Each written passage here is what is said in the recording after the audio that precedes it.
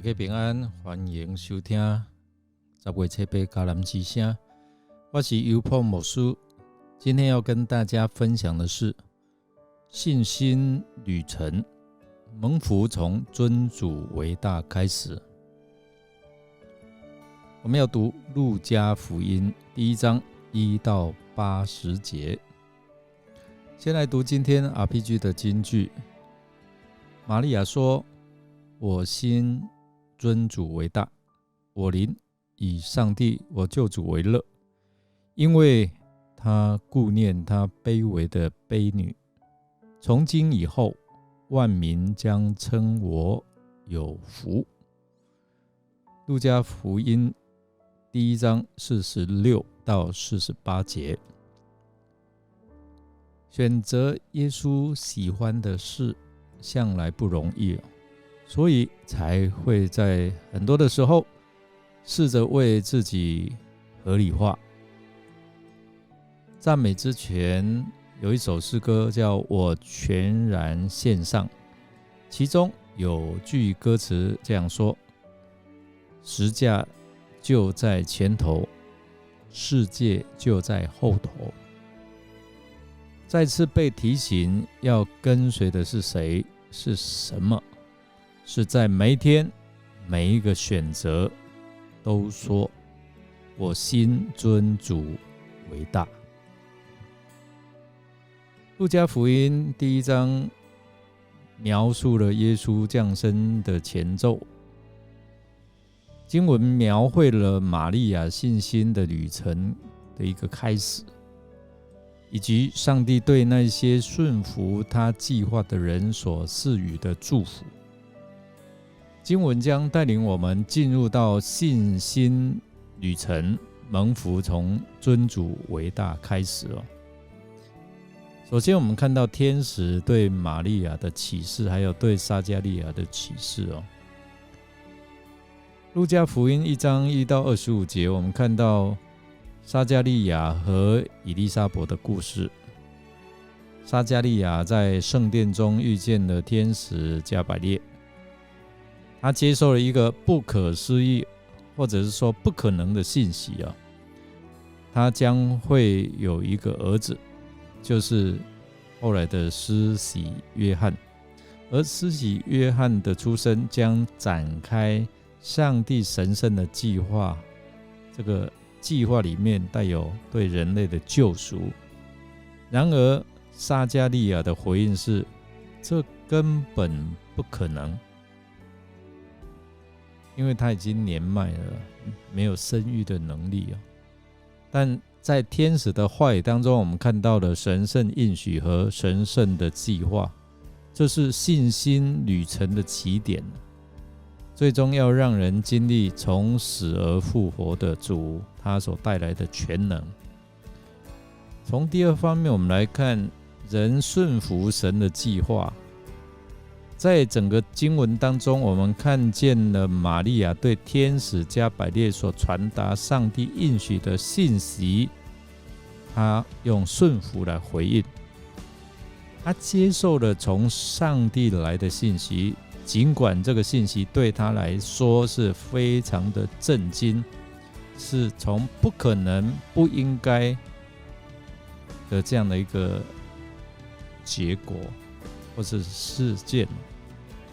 最终玛利亚她怎么样回应呢？她相信，她顺服，所以她著名的信心之旅开始于她所说的那一句话：我是主的使女，情愿照主你在我身上成就的事。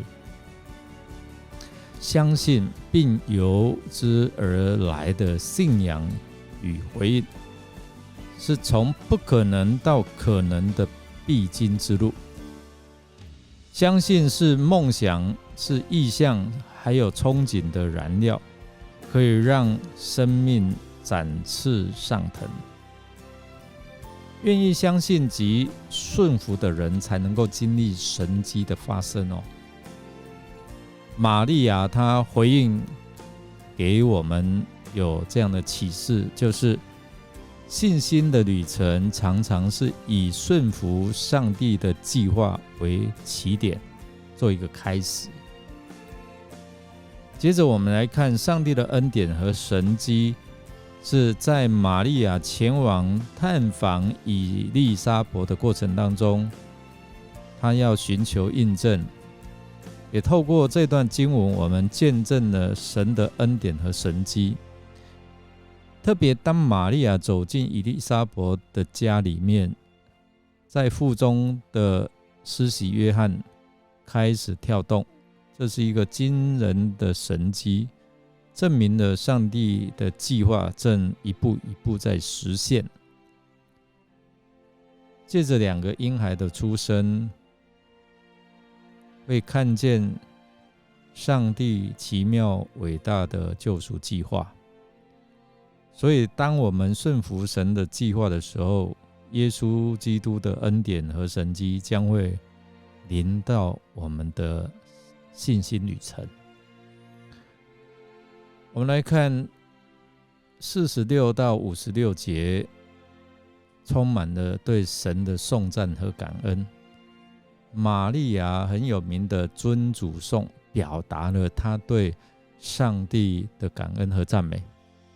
虽然在背后有震惊，但是她相信，她选择相信，她讲述了上帝的圣洁，他的慈爱，他的大能，他的信实。玛利亚的诗歌可以看到她似乎准备好自己成为上帝恩典的出口，尽管恐惧害怕，且不确定接下来会面对什么挑战，甚至可能会被石头打死，但她却能够写出这样包含着对弥赛亚认识和赞美的这样的一个诗歌。最后我们来看顺服和信心的结果。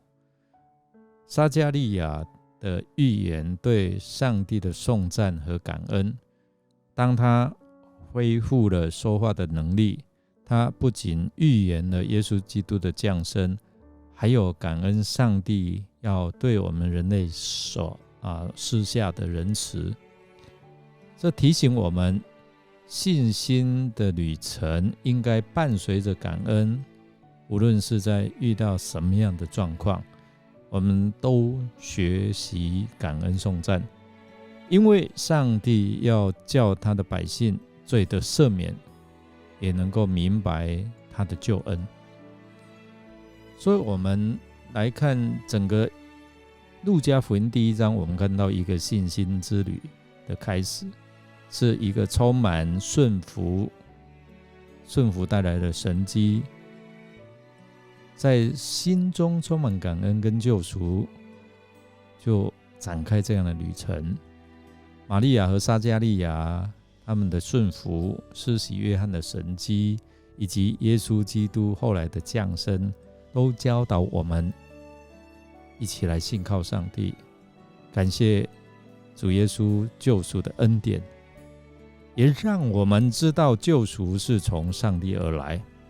无论我们的信心旅程如何，让我们从经文的启示，以信心、盼望和感恩的心态，能够继续迈向我们的救赎恩典之路。我们来思想，你听过，你见过，你经历过从不可能到可能的事件吗？在这些事件里，你如何辨识上帝在其中的作为呢？让我们一起来祷告。亲爱的天父，愿人都尊你的名为圣，尊你的名为大。我们要感谢你对我们的拣选，如同你拣选玛利亚、撒迦利亚一样。愿我们能够顺服承担你所交托给我们的使命，无论我们面临什么样的挑战，帮助我们有承担的能力，能够在我们的生活当中靠主完成不可能的事情。我们要感恩，就像撒迦利亚他的诗、他的颂赞一样，歌颂你的恩典和慈爱。愿我们的心充满感恩，无论境遇如何，都因着你的恩典，我们能够继续走下去。求你帮助我们在整个信仰旅程当中能够成长，也能够坚定我们的信心，让我们的生活成为你救恩的见证。我们这样祷告是奉靠主耶稣基督的圣名求，阿们。感谢您的收听，如果您喜欢我们的节目，欢迎与人分享。我是尤伯牧师，祝福您。蒙福是从顺服上帝的心意开始。我们明天再见哦。